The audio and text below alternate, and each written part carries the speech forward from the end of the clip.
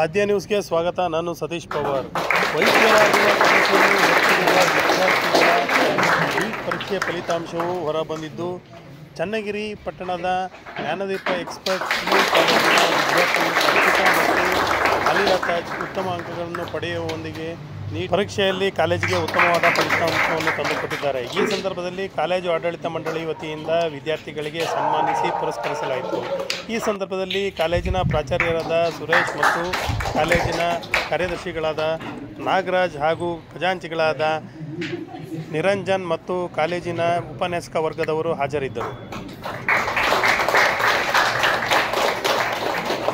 ನನ್ನ ಹೆಸರು ಅರ್ಷಿತಾ ಅಂತ. ಸೊ ನಾನು SSLCಲಿ 90% ತೊಗೊಂಡು ಈ ಜ್ಞಾನದೀಪ ಎಕ್ಸ್ಪರ್ಟ್ PU ಕಾಲೇಜಿಗೆ ಅಡ್ಮಿಷನ್ ತೊಗೊಂಡೆ. ಸೊ ಸ್ಟಾರ್ಟಿಂಗಲ್ಲೆಲ್ಲ ಫ್ಯಾಕಲ್ಟೀಸ್ ನನಗೆ ತುಂಬ ಸಪೋರ್ಟ್ ಮಾಡಿದರು. ಸೊ ಅವ್ರ ಸಪೋರ್ಟಿಂದ ಇದರಿಂದ ನನ್ನ PU ಅಲ್ಲಿ 95% ತೊಗೊಂಡಿದ್ದೀನಿ. ಸೊ ನನಗೆ ನನ್ನ ಮಾರ್ಕ್ಸ್ ತುಂಬ ಖುಷಿ ಇದೆ. ಸೊ ನಾನು ಬೋರ್ಡ್ ಜೊತೆಗೆ ಕಾಂಪಿಟೇಟಿವ್ ಎಕ್ಸಾಮ್ ಕೂಡ ಪ್ರಿಪೇರ್ ಆಗ್ತಾಯಿದ್ದೆ. ಸೊ ಸ್ಟಾರ್ಟಿಂಗ್ ಫಸ್ಟ್ ಇಯರಿಂದ ನಾನು ಕೋಚಿಂಗ್ ತೊಗೊಂಡೆ ಇಲ್ಲೇ ನಮ್ಮ ಕಾಲೇಜಲ್ಲಿ. ಸೊ ಫಸ್ಟ್ ಇಯರಿಂದ ನನ್ನ ಫ್ಯಾಕಲ್ಟೀಸ್ ಎಲ್ಲ ನನಗೆ ತುಂಬ ಸಪೋರ್ಟ್ ಮಾಡಿದರು. ಆಬ್ಜೆಕ್ಟಿವ್ ಸಾಲ್ವ್ ಮಾಡೋದಾಗಿರ್ಬೋದು, ಸೊ ಅದರಲ್ಲಿ ಡೌಟ್ ಕ್ಲಾರಿಫೈ ಆಗಿರ್ಬೋದು. ಸೊ ತುಂಬ ಸಪೋರ್ಟ್ ಮಾಡಿದರು ನನಗೆ ಯಾವುದೇ ಥರ ತಪ್ಪು ಮಾಡಿದ್ರು ಸೊ ಅದೇ ತಕ್ಷಣ ಹೇಳ್ತಾ ಇದ್ರು. ನನ್ನ ಮಿಸ್ಟೇಕ್ಸ್ನ ನಾನು ಮತ್ತೆ ಮಾಡದೇ ಇರೋ ಥರ ನನಗೆ ಗೈಡ್ ಮಾಡ್ತಾಯಿದ್ರು. ಸೊ ಅದರಿಂದ ನಾನು ಕಾಂಪಿಟೇಟಿವ್ ಅಂದರೆ ನೀಟ್ ಎಕ್ಸಾಮಲ್ಲಿ ನಾನು ಇವಾಗ 600 ಸ್ಕೋರ್ ಮಾಡಿದ್ದೀನಿ ನನ್ನ ಫಸ್ಟ್ ಅಟೆಂಪ್ಟಲ್ಲೇ. ಸೊ ನನಗೆ ತುಂಬ ಖುಷಿ ಆಗ್ತಾಯಿದೆ. ನನ್ನ ಫ್ಯಾಕಲ್ಟೀಸ್, ನಮ್ಮ ಟೀಚರ್ಸ್ಗೆ, ನನ್ನ ಪೇರೆಂಟ್ಸ್ಗೆಲ್ಲರಿಗೂ ಥ್ಯಾಂಕ್ಸ್ ಹೇಳೋಕ್ಕೆ ಇಷ್ಟಪಡ್ತೀನಿ. ನಾನು ನೆಕ್ಸ್ಟ್ ಏನು ಮಾಡಬೇಕು ಅಂತ ಇದ್ದೀನಿ? ನೆಕ್ಸ್ಟ್ ಇವಾಗ ನೀಟ್ ಬರ್ದಿದ್ದೀನಲ್ವ, ಸೊ ಮೆಡಿಕಲ್ ಹೋಗ್ಬೇಕಂತ ಇದ್ದೀನಿ, MBBS.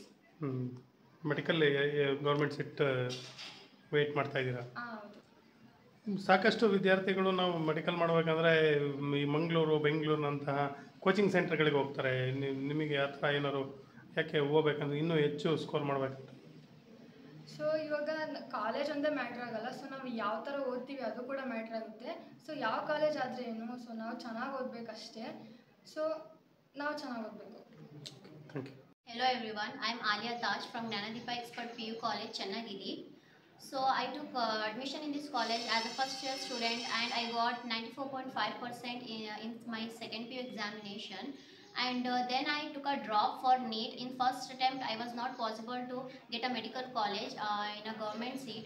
So that's why I took a drop, and now my score is 506 out of 720. That's a very good marks, and I think I should apply to the counseling this year. On the basis of that, I would like to attain the college which is in my the government college, but according to my score I think that's not possible, and I will try my best till I achieve my goal.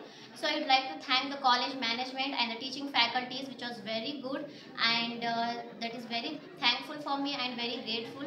Without this college confidence, the teachers motivation, I am not possible to success my goal and to reach to my goal. That's why I would like to thank my college, and thank you all.